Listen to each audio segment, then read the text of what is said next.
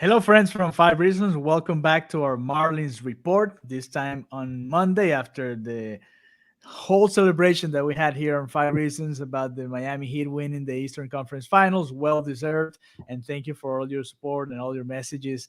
That was great. But we also have another team making history right now in South Florida, and it's bad timing for the Marlins, but it's never a bad time when you're going back to the playoffs after 17 years. So we're gonna keep building on this coverage. We're gonna be doing something today like this. We're gonna be doing a couple of videos tomorrow, so you guys can get a feeling of the roster, of the rotation, and on the things that will be coming up in the next couple of days. We're gonna talk a little bit today about the Jose Urena injury and how that can affect the Marlins in the postseason. And on Wednesday, we want to announce you guys on Wednesday we are gonna have a live broadcasting during the game. We're not gonna do play by play and live commentary like that, but we are gonna be talking about the game as it goes on. So we're gonna be doing that starting at maybe at 1:55, just 5 minutes before the first pitch or so. So we are all on the same page. So David, how are you? Welcome back. We're all happy. We're all tired.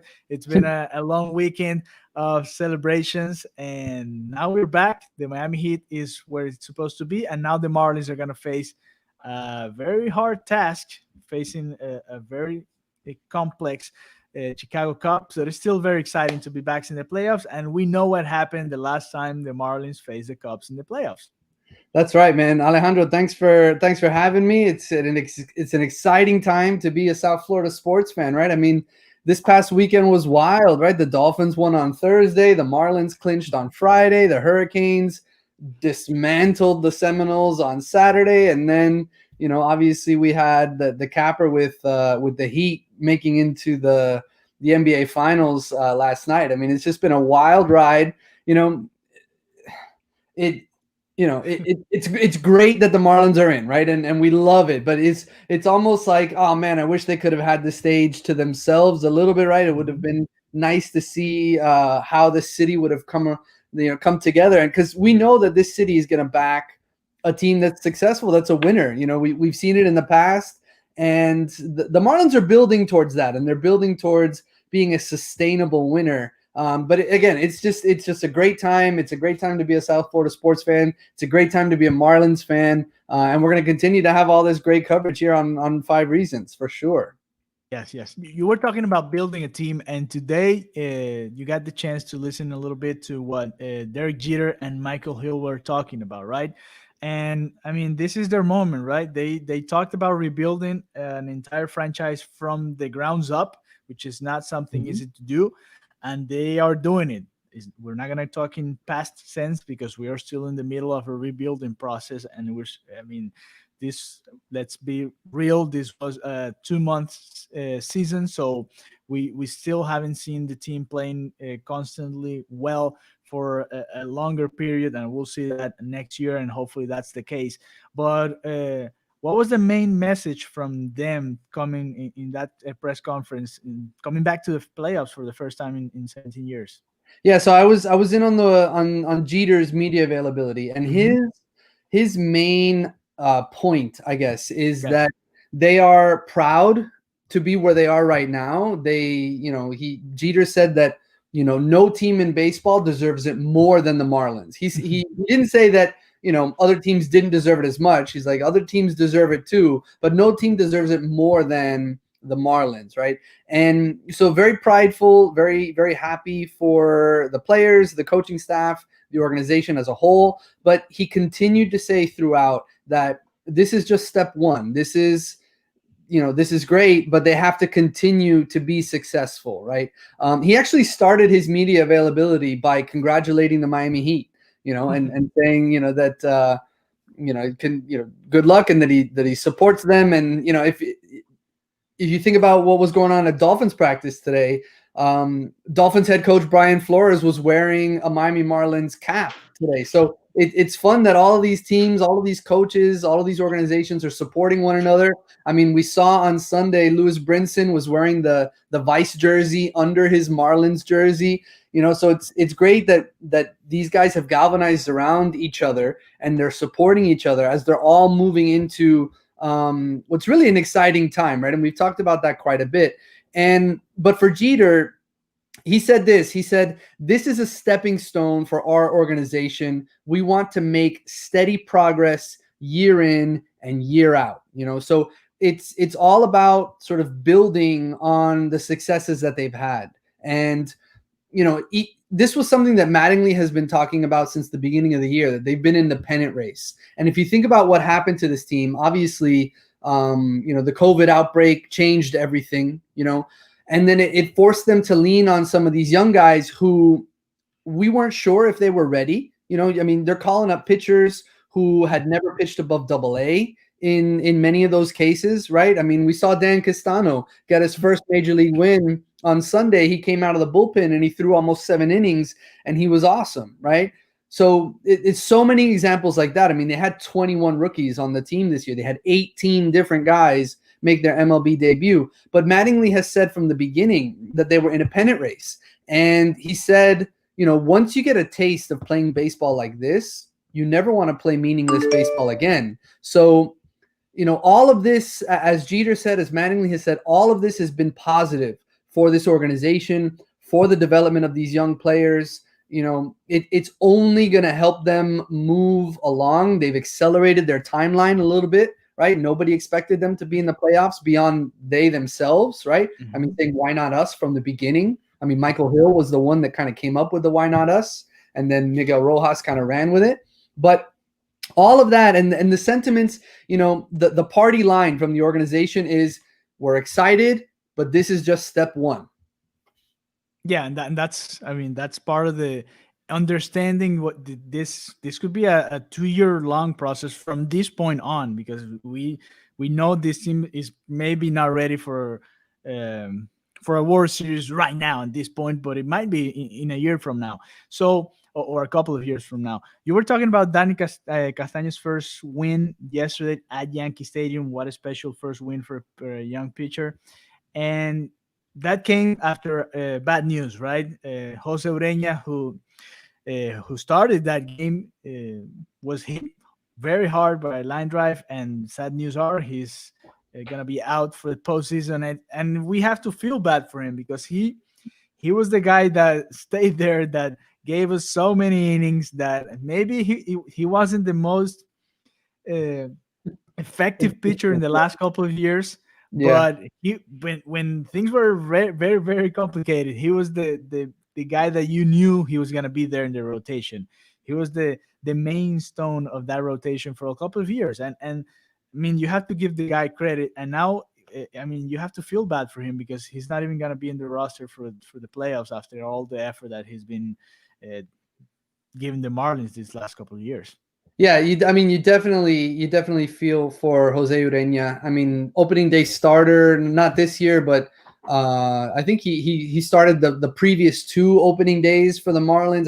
Yeah. He's been through the thick of it, right? Him and Miguel Rojas and Brian Anderson, a couple of these other guys, Garrett Cooper maybe, that have been here through the worst of the losing, right? And he was there, and no, he wasn't the most consistent. No, he wasn't the most effective. But he was there, and he worked through it, and he helped when he could. He always had a positive attitude. He was always great in the media availabilities. He answered every question. He was a pro, and he went out there and he was okay against the Yankees. He looked like he was finding his rhythm. And listen, was he going to start in the playoffs? Probably not, right? But the plan was not in the first series, right? The first couple. Certainly not in the first series. Yeah. The plan, though, was to move him to the bullpen, at least for the foreseeable future. And he had some success in the bullpen in the past, last year particularly. And he had the stuff to maybe make that transition to the bullpen. And he would have been another arm, another sort of weapon that Mattingly could have used, either in long relief or in a high leverage situation, if he could ramp up his fastball and things like that. But obviously with the injury, the fractured forearm, you saw it immediately, right? The minute it hit him, you saw his reaction. And that was the second scary moment of the day. Earlier, Starling Marte, up and in, and I mean, we're probably just an inch or two away from losing two regulars heading into the playoffs. But thankfully, it was just an ear contusion for Marte. Not that the ball hit him, but when the ball hit the helmet, it ended up hitting him in the side of the head and the ear, and he was taken out, for precautionary reasons. But losing Ureña, he's a veteran arm. Again, kind of hit or miss from an effective standpoint. He was either really good or really bad, right? I mean, you don't want that sort of variability in a starter going into the playoffs, and that probably would have necessitated his move to the bullpen. But again, as you said, he's been here through the thick of the losing. So for this team to finally have that success, and for him not to be a part of it, it's you feel for him for sure. Yeah. Well, it is what it is. It's part of baseball, especially for pitchers. That's like their main nightmare, right? A line drive coming back to you on the mound. You don't have as much time to react, and it's very hard to get out of the way. So, well, at least Jose is gonna enjoy the postseason right there with the guys at Wrigley Field, and hopefully the Marlins can win and give them at least that joy. So now coming back to the guys that are healthy and can help us in this series. This is going to be a very complicated series against the Cubs. We still don't have the rotation, the guys that it's behind us right here, up here. It looks like it looks like he is going to start game one. It looks like Sandy's going to get the nod for game one. They haven't said anything beyond that though. Yes, and he'll be facing you, Darvish, right? That would be probably, yeah. That would be a great matchup, and we can go over that tomorrow, maybe if we have the certainty that it's going to be Sandy Alcantara. But overall, what are your expectations with this series? Because okay, we made it to the playoffs, and I guess when MLB announced there was going to be an extended playoff a possibility this season, I guess, I mean, that opened up a real realm of possibilities there for the Marlins, right? Because we knew, I mean, and I told Martin before the beginning of the season, I said, I mean, this team can play for a 500 record, and looking at the stands, that can make you be in the playoffs. And you saw there are two teams that are here in the playoffs and that have records that are under 500. So now the Marlins played for the first time over 500 in I don't remember how many years. 2009 was the last time they finished. 2009. There you go. You have all that information. You have it on 5reasonsports.com. David's doing a great job there, and you have all those details. Go visit 5reasonsports.com, and you're going to enjoy it, and you can buy our t-shirts. They put the little thing down here to remind people.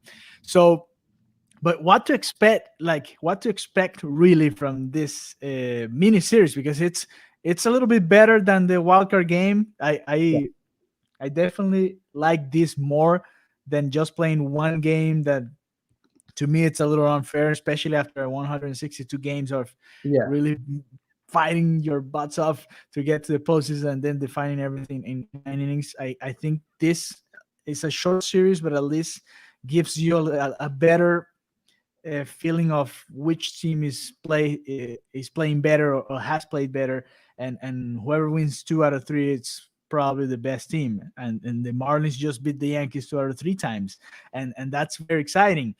But what to expect really from this team? Do you think? I mean, is it real that we can beat the Cubs 2 times at Wrigley Field?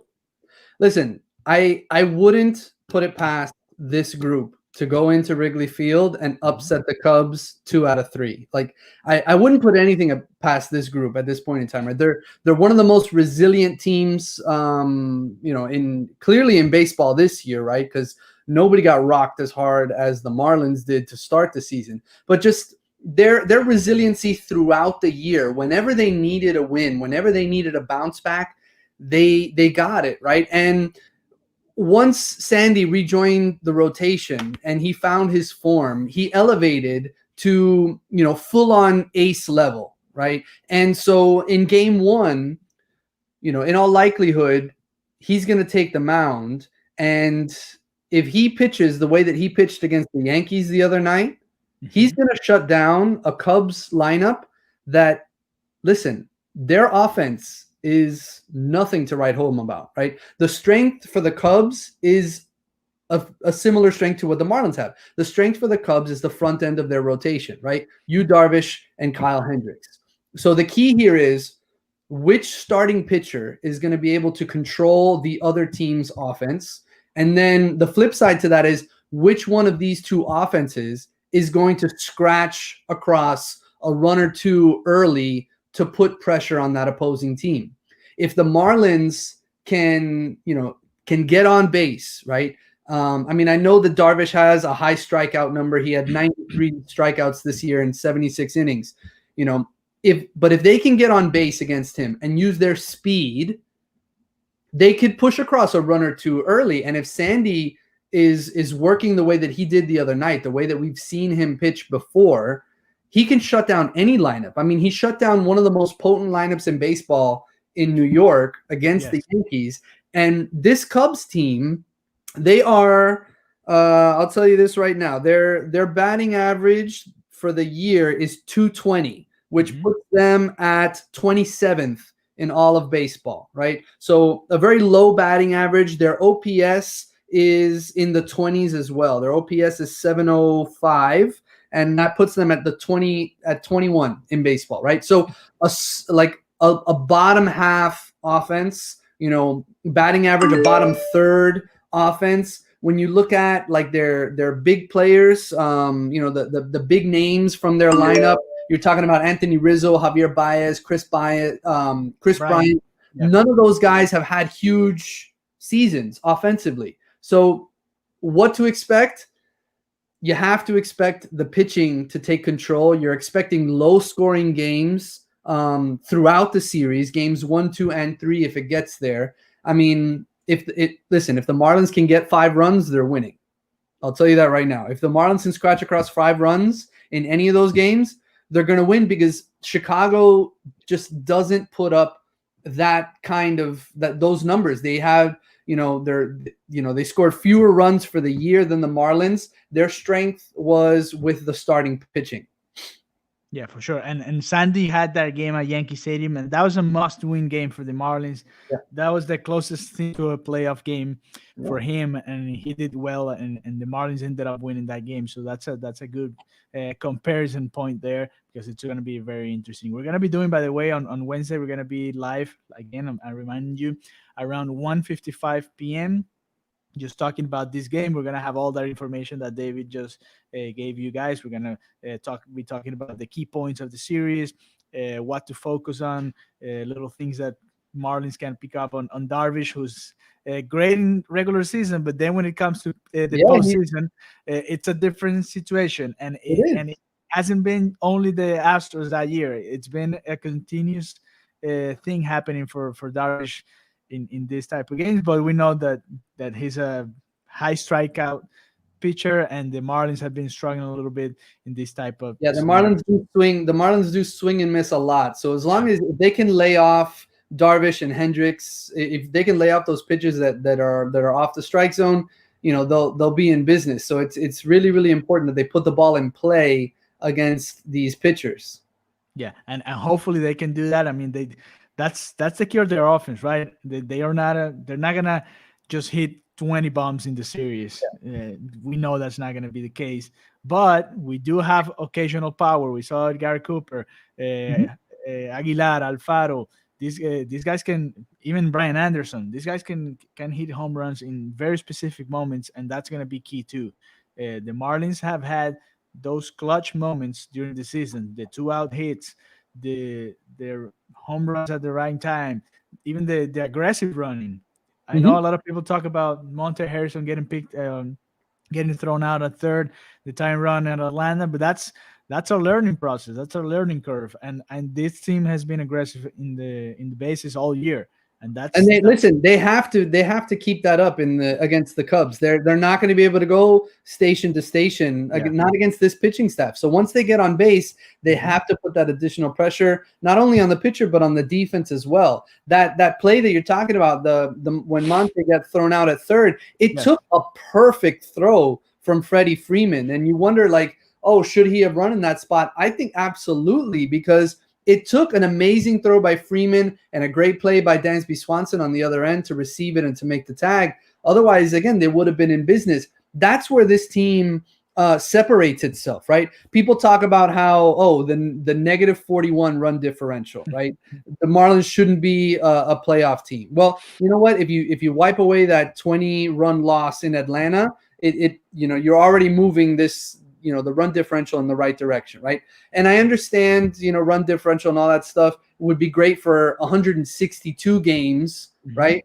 But we don't know how that would have evened out. And the Marlins had some bad losses throughout the season, which kind of inflated some of that stuff, right? Yeah. But you got to throw that stuff out going into the playoffs, right? You said Darvish, not great in the postseason for sure. And then the Marlins have the ability to come through in the clutch. And we've seen it this year throughout this pennant race. They've gotten big hits. And when their backs were up against the wall, they were able to get those wins when they needed them. Yeah, and we have to remind you guys, the Miami Heat lost in points differential this last series against the Celtics, and guess what? They're the NBA Finals. So you have to win games. That's it. Yeah, you can lose 20-1 and then win 1-0 the rest of them, and you're fine. Yeah. So hopefully that's what happens with the Marlins. We're gonna keep our coverage going, obviously, with this today. Tomorrow we're gonna have a couple of videos too. One in the morning, one later at night to check on the roster, on the rotation and all that, and really talk about specific matchups once we have that lineup here on Five Reasons. So thank you very much for joining us. Remember, also on Wednesday we're going to be live at 1:55. The game's supposed to start at 2 p.m. We'll know how it goes with TV times nowadays. The Miami Heat game last night was like 25 minutes later than we supposed the to NBA start. is the worst with that stuff, though. I think baseball is going to stay on top of it, but yeah, the NBA. I mean, they'll tell you it starts at 8:30, but it's not starting until like 10:45. So we'll be here at 1:55 on Wednesday, and tomorrow early in the morning we're gonna have a special video talking about the Marlins and their chances in the playoffs too. And at night, like I said, another Marlins report. So thank you guys for joining us. Thank you, David, for always being here with us in these Marlins reports. We're having fun with this team. Even if they didn't make the playoffs, this was a very fun team that was very fun to watch. So that's very exciting, and that's what they're geared. Just like the Heat, they're playing with house money at this point. It's only helping them. It's only helping these young players, and like you said, it's a lot of fun to watch. Yes, it is. So make sure you subscribe here on Five Reasons. Make sure to visit fivereasonsports.com, not only to buy the shirts that you guys are reading down there.